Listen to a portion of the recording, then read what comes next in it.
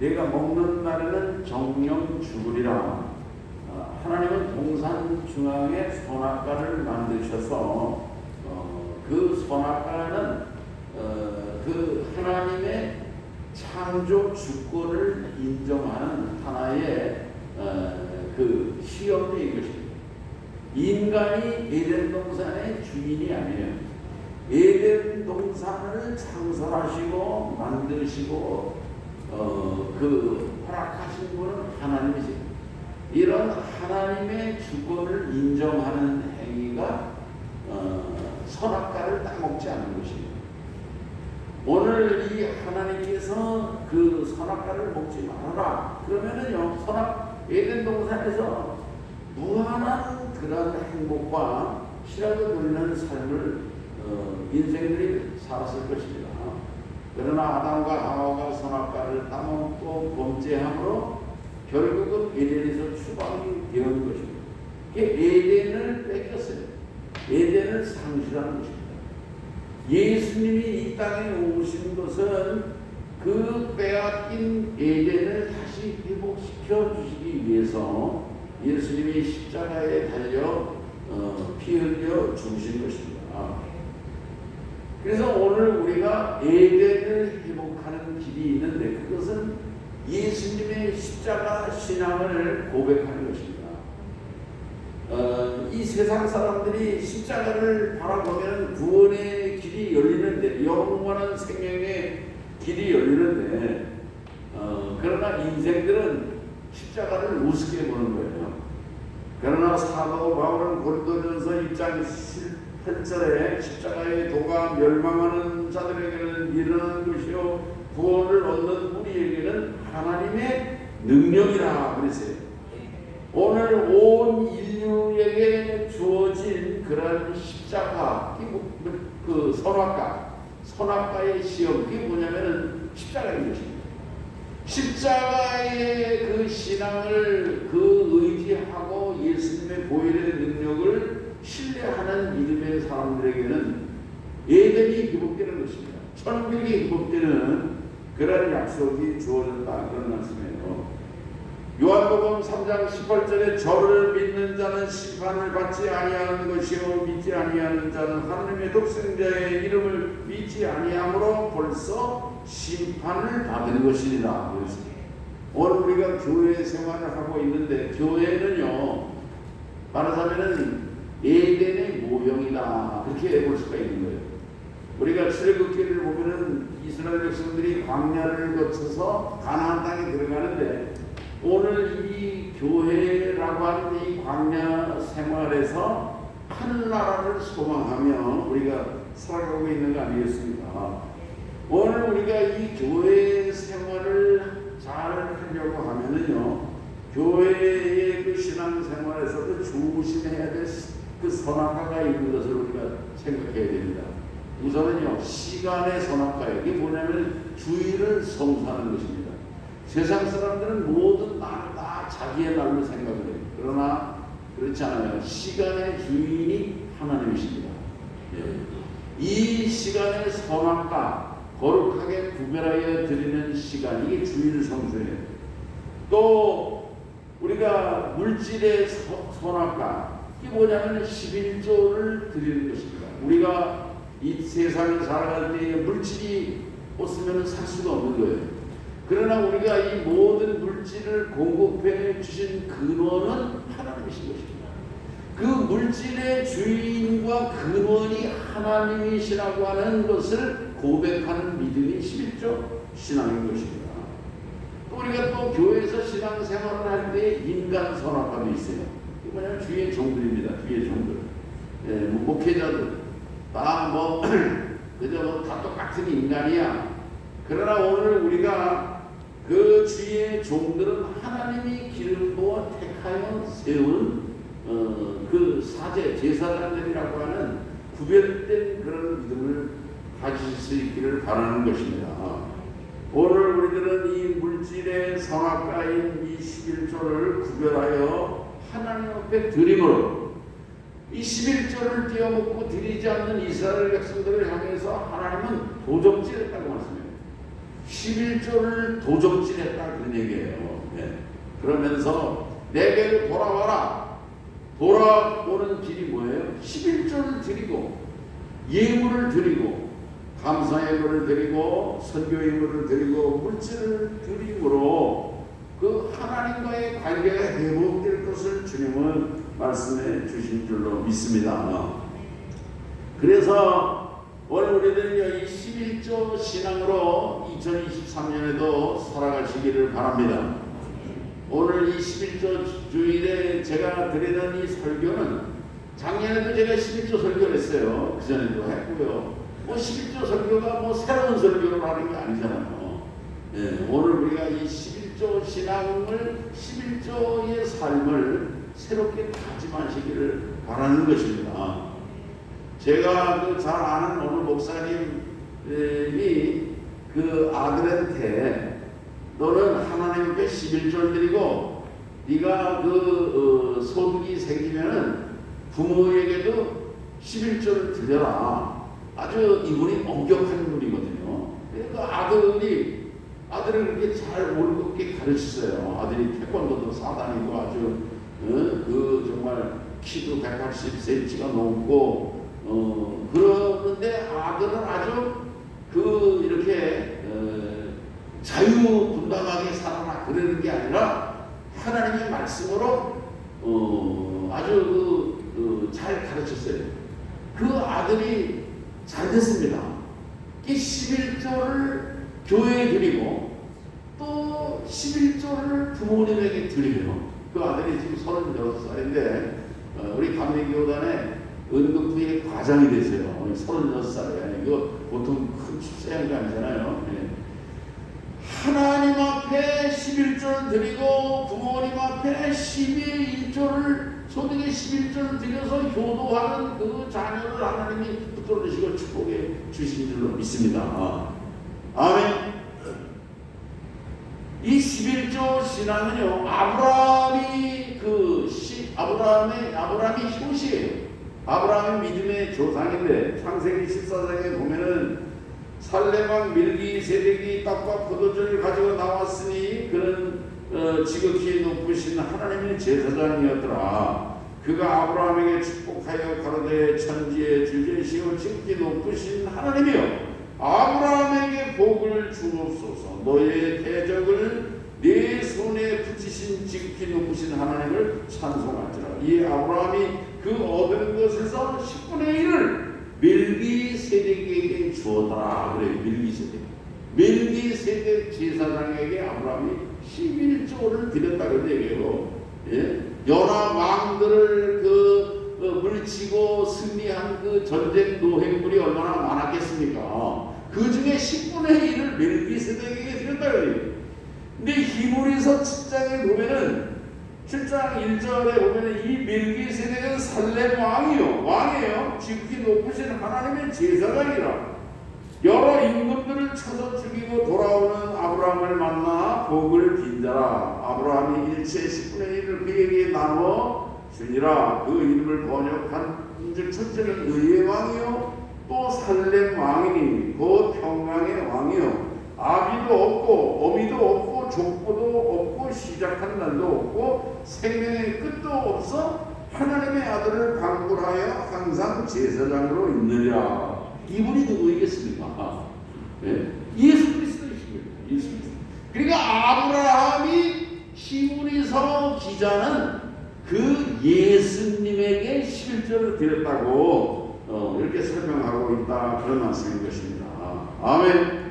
오늘 우리 성도들도 아브라함이 그 살렘왕 멜기세덱에게 히브리서 기자는 살렘왕 멜기세덱을 예수 그리스도로 소개했다는 얘기예요. 예수 그리스도에게 예수님에게 11조를 드린 것처럼 오늘 우리들도 11조를 드리는 믿음으로 살아가실 수 있기를 바랍니다. 왜 하나님은 그 11조를 드리라고 말씀을 하셨느냐? 그거는요, 왜 그랬냐? 우리에게 복을 주시려고 그러는 거예요. 복을 주시려고. 네, 복을 주시려고. 하나님이 오늘 우리를 더 축복하시려고 11조를 가지고 시험하여 봐라 그랬거든요. 하나님이 무슨 돈이 아쉽고 물질이 뭐 궁핍해가지고 달라고 그러는 게 아니에요. 11조를 드리는 그런 믿음을 고백하는 이들에게 하나님은요 쌓을 곳이 없는 복을 주신다고 그랬어요. 여기 말라기 3장 10절에 보면은 하늘문을 열고 너희에게 복을 쌓을 곳이 없도록 굳지 아니하나 보다. 하나님이 11조를 드리는 그런 사람에게 하늘문을 여시고 복을 주신다 그런 말씀일 것입니다. 아멘. 하늘이 열리는 게 얼마나 놀라운 일인 것입니까? 오늘 우리는요 믿음으로 우리가 하늘문이 열리고 구원의 문이 열리는 성도들이 되시기를 바랍니다. 오늘 우리가 기도할 때에도 하늘문이 열리는 것입니다. 우리가 11조를 드릴 때 하늘문이 열리고 물질의 축복을 주님이 보장해 주시는 것을 오늘 우리가 기억하시기를 바랍니다. 또 여기 11절에 보면은요 메뚜기를 금한다 그랬어요. 메뚜기. 옛날 성경은 황충을 금한다 그랬어요. 이 황충이 뭐냐면요 이게 말이죠 가서 뜯어 먹는 것입니다. 농사를 지으면은 농사를 지은 주인이 먹어야 되는데 메뚜기 떼가 날아와가지고서 다 뜯어 먹어요. 다 뜯어 먹어요. 사업을 열심히 해서 했는데도 메뚜기 떼가 날아와가지고서 그 황충이 새겨가지고 사업을 하다가도 망하는 사람들이 얼마나 많습니까?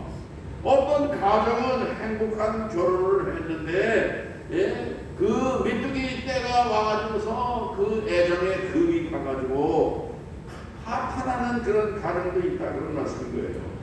오늘 우리 개인의 삶도 그렇고 가정도 그렇고 교회도 그렇고 회사도 그렇고 나라도 그렇고 황충이 없는 축복이 있기를 바라는 것입니다.